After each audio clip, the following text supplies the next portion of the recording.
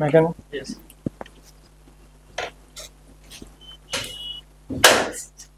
Good morning. Good morning, ma'am. Good morning, sir. Introduce yourself. Bhushan Patil. मी नंदुरबार जिल्ह्यातील शहादा तालुक्यातील जयनगर या गावाहून आलो. माझं प्राथमिक शिक्षण जयनगर येथे झाले, जिल्हा परिषद शाळेत.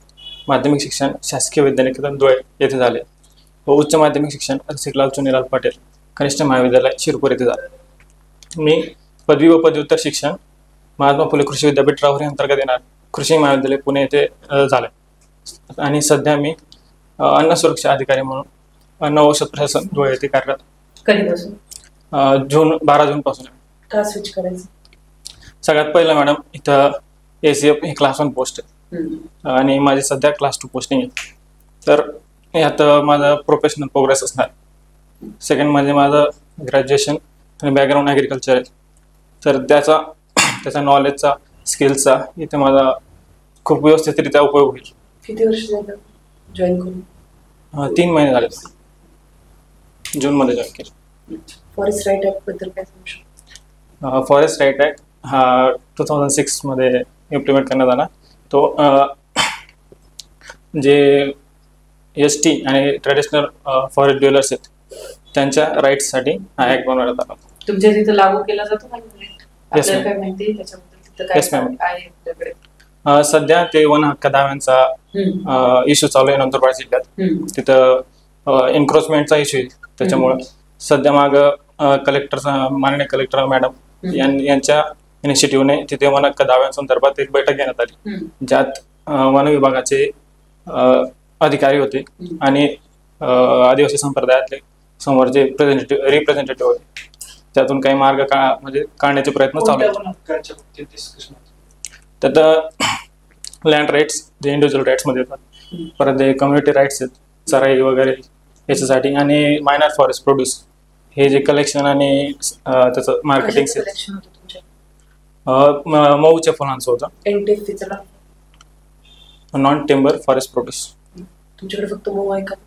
नाही, मऊ सोडून दुसरे पण आहेत. रामकंद म्हणून एक कंद असतो जे लोकल ट्रायबल गोळा करून ते विकतात. त्याचं टेम्ब्रो म्हणून एक लोकल फ्रूट आहे ते असतात. बाकी मग चिंच वगैरे हे सगळं गोळा करून विकतात. फॉरेस्ट राईट ऍक्ट मध्ये एक मेजर एक पिलर आहे की कोणत्या वर्षी त्याला एक वर्ष आहे की जे वर्ष ते पाया मानलं जातं त्या ऍक्टचा, ते कोणतं वर्ष? सॉरी मॅम, मला नाही, मी नक्की जाणून घेतो. आणि तुमचं काय मत आहे फॉरेस्टर म्हणून किंवा एक फॉरेस्ट अधिकारी म्हणून, फॉरेस्ट राईट ऍक्ट मुळे फॉरेस्टचं कन्झर्वेशन होते का विभाजन होते फॉरेस्ट?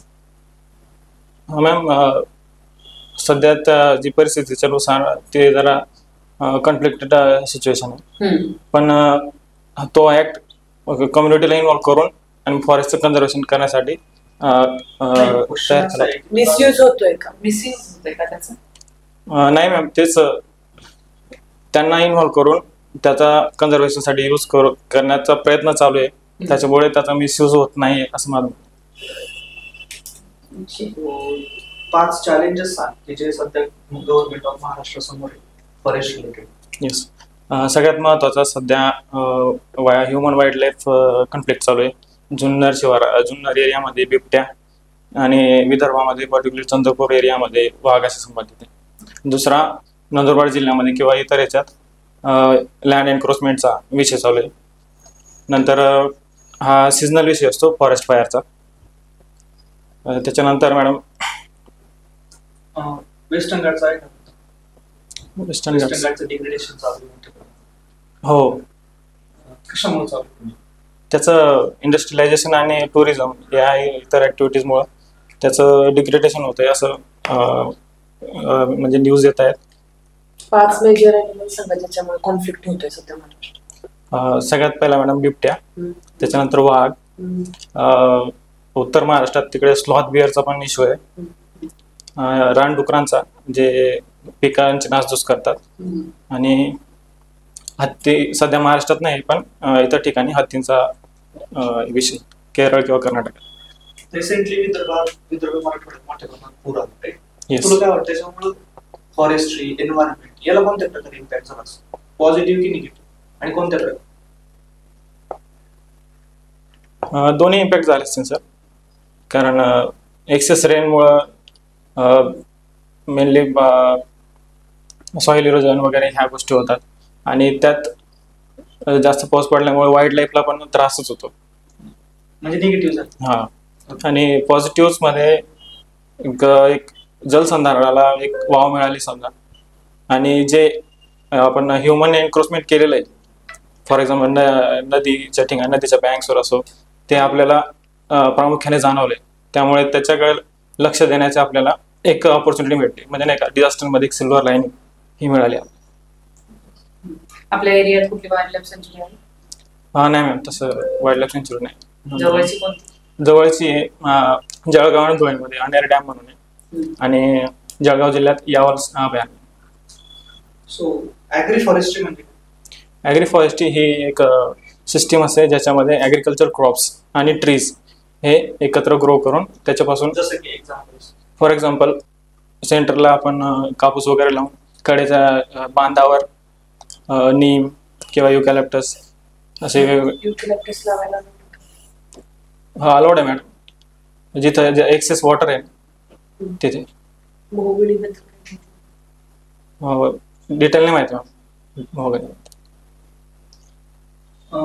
बांबू रिसेंटली नॉन टिम्बर किंवा नॉन फॉरेस्ट म्हणून येस. डिक्लेअर केलं. सो तुला काय वाटतं ते कशामुळे केलं असं गव्हर्नमेंटचं रिझन काय असतो? सॉरी सर, एक्झॅक्ट रिझन माहीत नाही मला. फक्त एक सायंटिफिक रिझन आहे त्याचं की बांबू हा ग्रामिनी फॅमिली मधून येतो आणि ग्रामिनी फॅमिलीचे जे स्पेसिस आहेत ते ट्री म्हणून गणले जात नाहीत. एक पेड माँ के नाम आहे. हो, ऐकलं होतं सर. एक इनिशिएटिव्ह होता, माननीय प्रधानमंत्र्यांनी तो इनिशिएटिव्ह चालू केला होता. ओके. सो तो महाराष्ट्र गव्हर्नमेंट इम्प्लिमेंट करते. हो, केलं होतं सर. म्हणजे वन टाइम एक्सपेरिमेंट होता, केला होता असं म्हटलं. त्याच्याबद्दल माहिती नाही सर. सॉरी, मी नक्कीच माहिती करून घेतो. ओके. बायोडायव्हर्सिटी ऍक्ट बद्दल काय सांगतो? येस मॅम, बायोडायव्हर्सिटी ऍक्ट हा 2002 मध्ये इम्प्लिमेंट केला गेला होता. बायोडायव्हर्सिटी कन्झर्वेशन आणि fair and equitable sharing of traditional knowledge, जेणेकरून ज्या तिथल्या लोकल कम्युनिटीज आहेत त्यांच्या ट्रॅडिशनल नॉलेज आणि जेनेटिक रिसोर्स जे आपण यूज करणार आहेत त्याचा बेनिफिट त्यांना पण व्हायला पाहिजे. हा एक त्याचा एक हेतू होता. तुमचा एरिया म्हणजे डायव्हर्सिटीच्या बायोलॉजिकल डायव्हर्सिटीच्या अनुषंगाने असं काही एरियामध्ये आहे विशेष जिथे कन्झर्व केलं गेलं पाहिजे? मॅम, प्रामुख्याने फॉरेस्ट ओलेट म्हणून एक घुबडाची जात ते छोटीशी घुबड असते, ते एंडेंजर्ड स्पेसिस आहे आणि सातपुड्याची ती एंडेमिक स्पेसिस आहे सर. त्याचं कन्झर्वेशन केलं पाहिजे त्या एरियात. आणखी फॉरेस्टच्या रिलेटेड आणि सागवानाची तोड, इलिगल तोड चालू असते, त्याच्या तिकडे पण लक्ष दिलं पाहिजे. सो तू आता board safety officer right? Yes sir. तुला काय वाटतं त्यातलं असं कोणतं नॉलेज आहे तुला आता फॉरेस्ट ऑफिसर?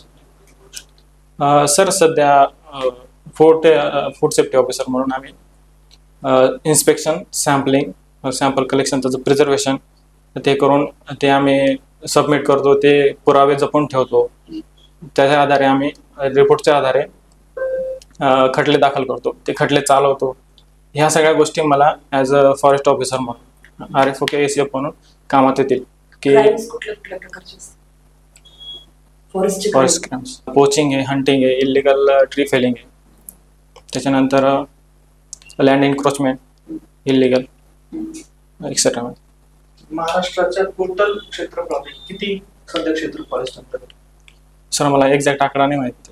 अपेक्षित आहे गव्हर्नमेंटच्या पॉलिसी? अपेक्षित 33% असायला पाहिजे सर. महाराष्ट्र गव्हर्नमेंटची पॉलिसी गव्हर्नमेंट ऑफ इंडिया ते सर नॅशनल फॉरेस्ट पॉलिसी 1952 नुसार 33% एरिया आहे, जिओग्राफिकल एरिया. मग त्याच्या दृष्टिकोनातून गव्हर्नमेंटने कोणते इश्यूज सुरू केलेले आहे government of India? Yes sir. त्यात प्रामुख्याने आता 50 कोटी ट्री प्लांटेशनचा टार्गेट आहे महाराष्ट्र गव्हर्नमेंटचं. त्याच्यानंतर नॅशनल लेवलला ग्रीन इंडिया मिशन म्हणून जे डिफॉरेस्टेशन रोखायचं आणि अफॉरेस्टेशन करायचं. तसेच कॅम्पा फंड म्हणून एक ऑथॉरिटी एस्टॅब्लिश केली. Compulsory afforestation. Yes. Last question विचारतो. कंपल्सरी अफॉरेस्टेशन कोणत्या प्रिन्सिपलवर होतं? सर गेस करू शकतो? Yes. Common but differentiate responsibility under. ठीक. Thank you. 2 minute. Thank you thank you sir.